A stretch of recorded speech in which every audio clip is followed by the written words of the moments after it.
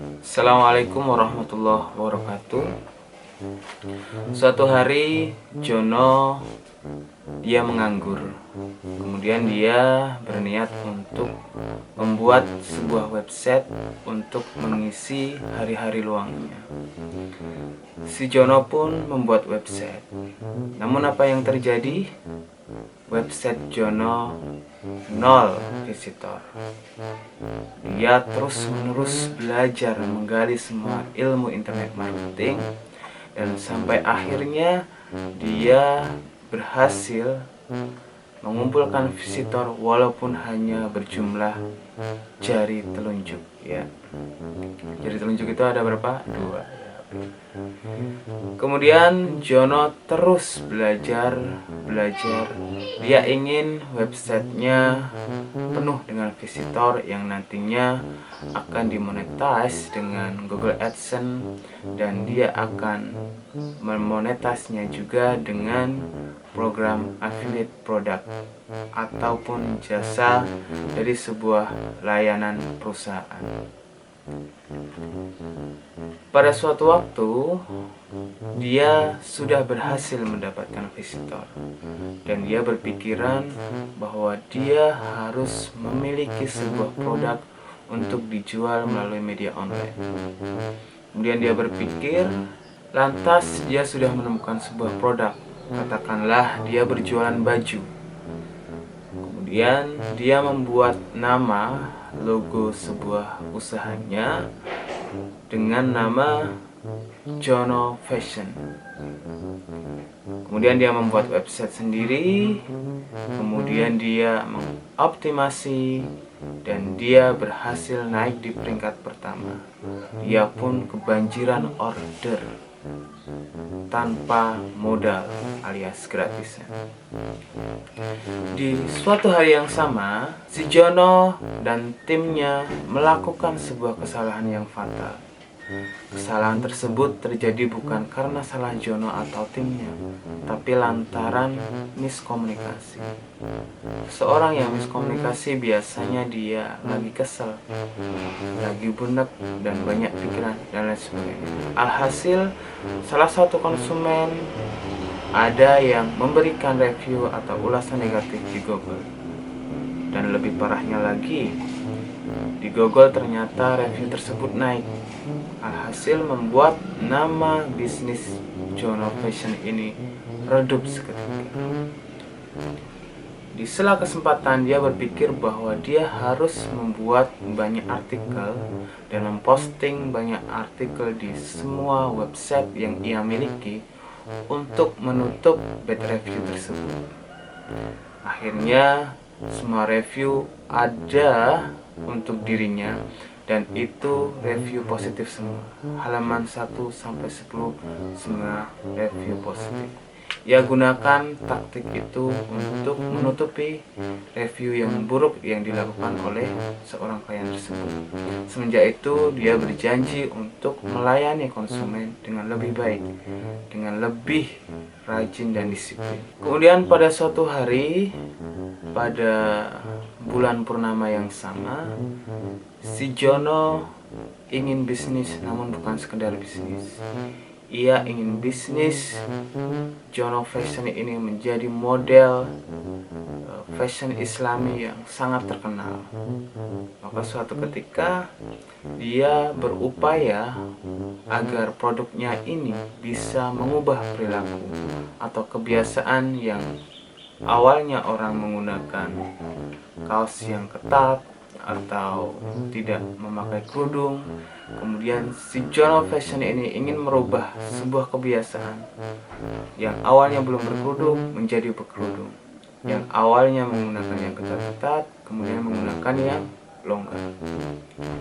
Si Jono pun terus-menerus membuat edukasi tentang pentingnya busana dalam kehidupan sehari-hari. Dan Jono telah dikatakan berhasil membuat perilaku, membuat kebiasaan orang dari kebiasaan buruk menjadi kebiasaan yang baik. Pada suatu ketika ada salah satu pelanggan atau seorang pembeli yang dia dekat sekali dengan rumahnya, bisa dikatakan hanya satu kecamatan. Nah, mendengar keluh kesah dari calon pembeli tersebut, akhirnya Jono membuat sebuah Google Map bisnis, sebuah fitur dari Google yang menyediakan peta sekaligus informasi kapan jam buka, kapan jam tutup, apa aja yang dijual, di mana alamatnya secara lengkap, semua ada di situ. Dia ingin meningkatkan kredibilitas mereknya, merek bisnisnya untuk semua pelanggan. Jadi dia terus berusaha untuk menaikkan apa yang disebut dengan passive income. Kemudian pada waktu yang sama, dia berpikiran bahwa ketika dia hanya bermain di Google dari mesin pencarian organik, dari visitor organik, itu tidak akan mampu mengejar apa target yang selama ini ia canangkan. Oleh sebab itu, melalui visitor organik, dia membuat semua media sosial, mulai dari Facebook, Twitter, Instagram, Pinterest, dan lain sebagainya. Dia tautkan di website tersebut dan dia gunakan traffic tersebut untuk menggiring mereka ke media sosial. Alhasil, follower, kemudian pengikut, kemudian orang yang senantiasa like status-statusnya kian hari kian banyak. Jono pun bersyukur atas prestasi tersebut. Kemudian Jono pun belum puas dengan hasil yang diraih. Dia ingin membuat semacam database untuk pelanggannya. Siapa saja yang selama ini menjadi pelanggan membeli Jono Fashion, umur berapa, jenis kelaminnya apa, rumahnya di mana, hobinya apa. Dia ingin memiliki semua data, bahkan sampai nomor WhatsApp-nya. Dari keresahan tersebut, Jono menggunakan organic visitor dari Google dengan memanfaatkan visitor tersebut menjadi database. Ia menggunakan email marketing, kemudian WhatsApp marketing, dan lain sebagainya. Nah, itu tadi serangkaian peristiwa atau proses dalam berbisnis, proses yang menghendaki setiap pemain online, penjual online, untuk melariskan dagangannya, melariskan jualannya.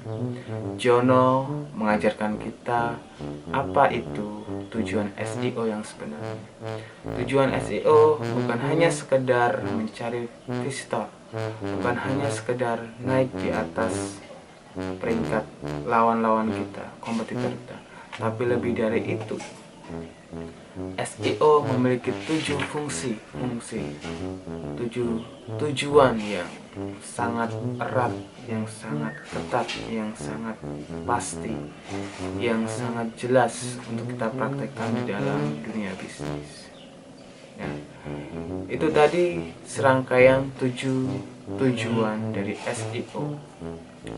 Adapun teman-teman yang ingin mempelajari dunia internet marketing, teman-teman harus mempelajari semua tujuan tersebut, karena tanpa mengetahui tujuan-tujuan SEO, kita akan kesasar kemana arah kita melangkah. Dan untuk mencapai goal-goal tersebut, teman-teman bisa menggunakan jasa konsultan SEO. Kami menyediakan jasa konsultan SEO mulai dari jasa riset keywords, kemudian jasa build website, kemudian jasa mempercepat loading website, jasa artikel SEO, kemudian konsultan untuk scale up bisnis, konsultan untuk audit SEO, dan segala macam konsultan tentang internet marketing guna memanfaatkan atau guna meningkatkan profit Anda. Jika teman-teman ingin memanfaatkan konsultan ini, teman-teman bisa bergabung melalui grup Facebook, melalui blogger Indonesia Naik Kelas, atau bisa menghubungi kami di private number. Demikian ulasan dari kami tentang apa tujuan SEO dan bagaimana konsultan SEO berperan serta di dalam menjelaskan step by step dalam berbisnis. Saya Zamhari, billahi taufiq wal hidayah. Assalamualaikum warahmatullahi wabarakatuh.